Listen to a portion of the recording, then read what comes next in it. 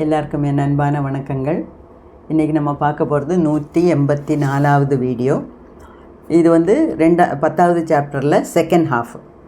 இதுலேயும் பணத்தை பற்றியே தான் பேசிகிட்ருக்காரு.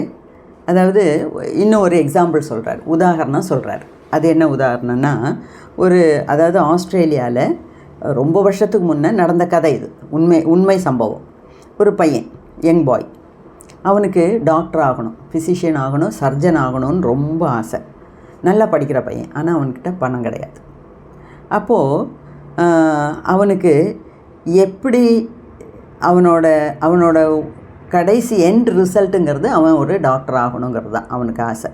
அப்போது இவர் சொல்லி கொடுத்தாராம், டாக்டர் ஜோசப் மர்ஃபி அவருக்கு ஒரு மெத்தட் சொல்லி கொடுத்தாராம் அந்த பையனுக்கு. அதாவது எப்படி பண்ணணுன்னா, நீ வந்து டாக்டர்ஸோட கிளினிக்கில் போய் வேலை பாரு.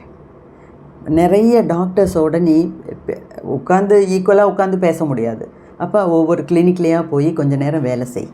அவங்க சொல்கிறதெல்லாம் செய். அவங்க எப்படி பழகுறாங்க, எப்படி பேசுகிறாங்கங்கிறதெல்லாம் பார்த்து கற்றுக்கோ. அந்த மாதிரி நீ நிறைய சின்சியராக, அதாவது ஆத்மார்த்தமாக நீ வேலை செய்ய, உனக்கு ஏதாவது ஒரு வழி பிறக்கும் அப்படின்னு இவர் சொன்னார். அந்த மாதிரி இவன் 2-3 டாக்டர்ஸோட ஆஃபீஸில் எல்லாம் வேலை எடுத்துக்கிட்டு அங்கே கூட்டி பெருக்கி தொடச்சி வைக்கிறது. அப்போ அந்த டாக்டரோட சர்டிஃபிகேட் மாட்டியிருக்கோம் இல்லையா, அதெல்லாம் துடைக்கிறது. அந்த சர்டிஃபிகேட் துடைக்கும் போதே இதே மாதிரி எனக்கும் ஒரு சர்டிஃபிகேட் ஒரு நாள் கிடைக்கும். அந்த டாக்டர் பேரை எழுதியிருக்கிற இடத்துல இவன் பேரை அங்கே வச்சு இவன் மனசில் மனக்கண் முன்னாடி பார்த்துட்டே இருப்பானான். அந்த மாதிரியெல்லாம் பண்ணிகிட்டு இருந்தான். ரொம்ப சின்சியராக வேலை செஞ்சதுனால ஒரு டாக்டர் அவனை ஆஃபீஸ் அசிஸ்டண்ட்டாக வச்சுக்கிட்டார். ஆஃபீஸ் அசிஸ்டன்ட்னா கொஞ்சம் எடுபடி வேலை செய்கிற மாதிரி, சின்ன இன்ஜெக்ஷன் கொடுக்கறது, அந்த ஃபஸ்ட் எய்டு கொடுக்கறது, ஸ்டெர்லைசிங் இன்ஸ்ட்ருமெண்ட்லாம் கொதிக்கிற தண்ணியில் போட்டு ஸ்டெர்லைஸ் பண்ணுவாங்க இல்லையா, அந்த மாதிரி சின்ன சின்ன வேலையெல்லாம் கொடுத்து அவனை இது பண்ணாங்க, வேலைக்கு வச்சுட்டார். அப்புறம் அவன் அவ்வளோ சின்சியராக வேலை செஞ்சதுனால இவன் அந்த டாக்டரே அவரோட செலவிலேயே இவனை டாக்டருக்கு படிக்க வச்சார். கடைசியில் இப்போ கனடாவில் டுடே, அதாவது இந்த புக்கு எழுதும்போது, this young man is a prominent medical doctor in Montreal, கனடாவில் மான்ட்ரியல்ங்கிற இடத்துல ரொம்ப புகழ்பெற்ற ஒரு டாக்டராக வேலை செஞ்சிட்ருக்கான். அப்போ பாருங்கள், அப்போது அந்த விஷுவலைசேஷன், இமேஜினேஷன், கற்பனை பண்ணி பார்க்குறது, அது மட்டும் இல்லை, அவனோட வேலையில் இருந்த ஒரு அர்ப்பணிப்பு, அது ரொம்ப முக்கியங்க. என்ன, நான் நாளைக்கு டாக்டராக போகிறேன்னு சொல்லி இப்போவே நான் ஏன் பியூன் வேலை பார்க்கணும், நான் ஏன் இப்போவே ஸ்டெர்லைசேஷன் வேலையெல்லாம் பார்க்கணும், நான் ஏன் இதெல்லாம் துடைக்கணும் அப்படின்னு அவன் நினைக்கல. அது ஒவ்வொரு சர்டிஃபிகேட் துடைக்கும் போதும், ஒவ்வொரு ஃபோட்டோவில் இருக்கும்போது அந்த டாக்டர் பேர் இருக்கிற இடத்துல என் பேர் வரணும், ஒரு நாளைக்கு நடக்கும் அப்படின்னு ஸ்ட்ராங்காக நினச்சான். அவன் எண்ட் ரிசல்ட்டை நினச்சான். அதுக்கு உண்டான வழிகளை அவன் ஆசைப்பட்டான் டாக்டர் ஆகணும்னு. அதுக்கு உண்டான வழிகளை அவனோட ஆழ்மனசு க்ரியேட் பண்ணி கொடுத்துச்சு. அதில் அவன் டாக்டர் ஆகிட்டான்.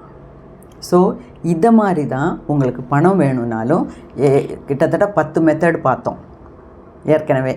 அது மாதிரில நிறைய நம்ம ஆழ்மனசை பற்றி படித்தாச்சு. ஸோ உங்களுக்கு என்னென்ன வேணுமோ அதெல்லாம் உங்களுக்கு அடையலாம். ஹெல்த்தோ வெல்த்தோ என்ன வேணாலும். அதான் 2 வீடியோவுக்கு முன்னாடி சொல்லியிருந்தேன்.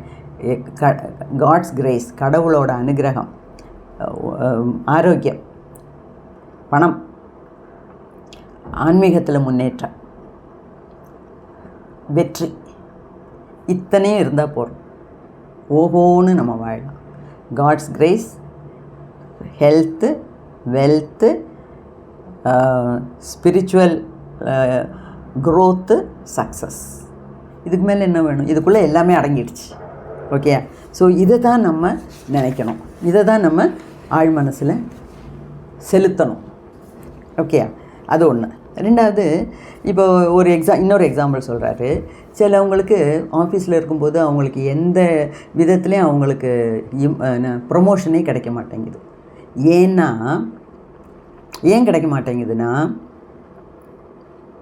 அவங்களுக்கு அவங்க செய்கிற வேலையோட ஒரு கூறு இல்லைன்னா என்ன, ஒரு அட்டாச்மெண்ட் இல்லை. ஏதோ வந்தோம், கடமைக்குன்னு வேலை செய்கிறோம், போகிறோம் அப்படின்னு இருக்கவங்களுக்கு தான் ஒரே சீட்டில் 10 வருஷம் 20 வருஷமாக ப்ரொமோஷன் இல்லாமல் இருக்க வேண்டி வருது. அது மட்டும் இல்லை, அந்த மாதிரி அவங்களுக்கு ப்ரொமோஷன் இல்லைங்கும்போது அவங்களுக்கே லைஃப்பில் ஒரு விரக்தி வருது. அந்த விரக்திக்கு காரணமே இவங்களோட மென்டாலிட்டி தான். இப்போது அந்த அவன் செய்கிற ஆஃபீஸோட, சம்பளம் கொடுக்குற எம்ப்ளாயர்கிட்ட, செய்கிற தொழிலோட ஒரு அர்ப்பணிப்பு இல்லாமல் செய்கிறது.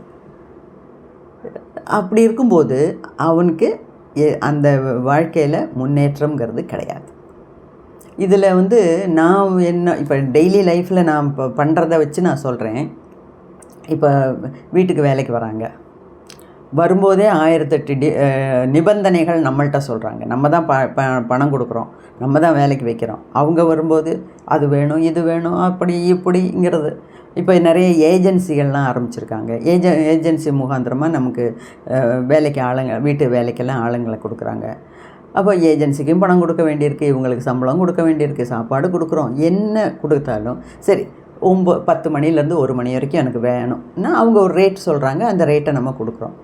இவங்க 10 மணிக்கு வருவாங்க, 11 மணிக்கு வருவாங்க, 10:30க்கு வருவாங்க, 4 நாள் லீவ் போடுவாங்க. சொல்லாமல் கொள்ளாமல் ஒரு ஃபோன் கூட கிடையாது, ஏதாவது சாக்கு போக்கு சொல்ல வேண்டியது. சரி, 10 மணிக்கு தான் வரல, 10:30க்கு வராங்க. 1 மணி 10 to 1ன்னா 1 மணினா அந்த 12:45க்கெல்லாம் எல்லா வேலையும் அப்படி போட்டபடி போட்டுட்டு ட்ரெஸ் மாற்றிக்கிட்டு ரெடி ஆகிடுவாங்க. 12:45க்கு மேலே ஏதாவது புதுசாக ஒரு வேலை, ஒரு தேங்காய் திருவி கொடு, இல்லைன்னா இந்த காயை நறுக்கி கொடுன்னு சொன்னால் பிடிக்கிறதில்ல, அவங்களுக்கு கோபம் வருது. அவ்வளோ கட் அண்ட் ரைட்டாக ஒரு இடத்துல வேலை செஞ்சோம்னா அது எவ்வளோ நல்லதுன்னு அதை அவங்களுக்கு தான் கெடுதல்ங்கிறத அவங்க புரிஞ்சிக்க மாட்டேங்கிறாங்க. அதனால்தான் கடைசி வரைக்கும் அவங்க இந்த மாதிரி வீட்டு வேலை லோல் பட்டுக்கிட்டே இருக்காங்க. செய்யும்போது ஒரு நன்றி, சரிம்மா செஞ்சுட்டு போகிறேன். அவங்க சில சமயம் 4 வீட்டில் வேலை செய்வாங்களா இருக்கும், இல்லைங்கள, சரிம்மா, இல்லைன்னா அம்மா சீக்கிரமாக எல்லா வேலையும் கொடுங்க, நான் எல்லாத்தையும் முடிச்சுட்டு போகிறேன்.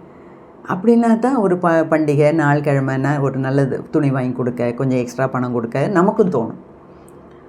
இல்லாட்டினால நிறைய பேர் செய்கிறாங்க, சில பேர் ஆனால் செய்கிறதில்ல, கட் அண்ட் ரைட்டாக தான் இருக்காங்க. ஏன்னா இவங்க இவ்வளோ தூரம் கட் அண்ட் ரைட்டாக இருக்கும்போது அவங்களும் அப்படி தான் இருக்காங்க. மக்கள் பலவிதம். ஆனால் வேலை செய்கிற இடத்துல எந்த ஆஃபீஸில் இருந்தாலும் சரி, எந்த பெரிய வேலையாக இருந்தாலும் அந்த வேலையோட ஒரு அர்ப்பணிப்பு வேணும்.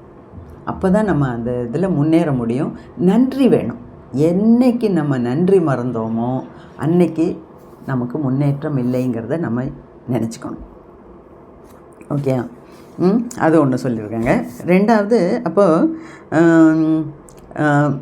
இன்னொன்று முன்னையே பார்த்தோம், மற்றவங்க வாழ்க்கையில் பொருள்ற பணத்தை பார்த்து நம்ம வயிறு எறியக்கூடாது, பொறாமப்படக்கூடாது, அதை பார்த்து சந்தோஷப்படணும். அப்போ தான் அந்த பணம் நம்மளையும் தேடி வரும். ஓகே, அது ஒரு ரொம்ப இம்பார்ட்டண்ட்டான ஒரு விஷயம். அப்புறம் என்ன சொல்கிறாரு, your constant supply of money. அப்போ நமக்கு சும்மா எதுவுமே கிடைக்கிறதில்ல. நிறைய பேருக்கு ஏதாவது ஓசியில் கிடச்சா சந்தோஷம், சும்மா கிடச்சா சந்தோஷம். எவ்வளோ நாள் இப்படியே ஓசியிலே வாழ முடியும்? நமக்கு பணம் வேணும்னா அதுக்கேற்ற மாதிரி கஷ்டப்படணும்ல. கஷ்டப்பட தயாராக இல்லைன்னா பணம் மட்டும் கூரையை பூச்சிக்கிட்டு கொடுக்கணுன்னா முடியுமா? நடக்காத காரியம். ஓகே, அப்போது அவர் என்ன சொல்கிறாரு, உங்களுக்கு கான்ஸ்டண்ட்டாக மணி சப்ளை இருந்துக்கிட்டே இருக்கணும்னா உங்கள் ஆழ் மனசுக்கிட்ட நீங்கள் சொல்கிறத வச்சு தான் நடக்கும். அப்போ அந்த ஆழ் மனசோட பவரை நீங்கள் புரிஞ்சுக்கிட்டு அதுக்கேற்ற மாதிரி நீங்கள் அதை ஹேண்டில் பண்ணிங்கன்னா உங்களுக்கு எப்போவுமே பணத்துக்கு எந்த குறையும் இல்லாத மாதிரி நடக்கும். அதை மாதிரி நினச்சிக்கணும். I am one with the infinite riches of my subconscious mind.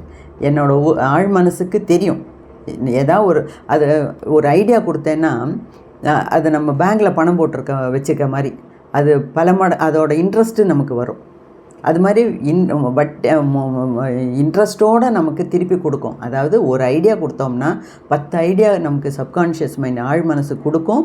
அது நமக்கு அந்த பையனுக்கு எப்படி டாக்டர் ஆகிறோங்கிற ஒரு உறுதியான தீர்மானத்தில் இருந்தனால அவனுக்கு அங்கங்கே அந்தந்த வேலையை வச்சு ஒரு டாக்டரே அவனை படிக்க வச்சுருக்காரு அவரோட செலவுலன்னா யோசித்து பாருங்கள். அதெல்லாம் ஆழ் மனசு நடத்தி தரும். ஆனால் ஆழ் மனசு மேலே உங்களுக்கு நம்பிக்கை வேணும். நீங்கள் செய்கிற மெத்தடில் நம்பிக்கை வேணும், உங்கள் மேலே நம்பிக்கை வேணும், பிரபஞ்சத்துக்கு மேலே நம்பிக்கை வேணும், ஆண்டவன் மேலே நம்பிக்கை வேணும். ஓகேயா? புரிஞ்சிருக்கும்னு நினைக்கிறேன். நற்பவி நற்பவி நற்பவி.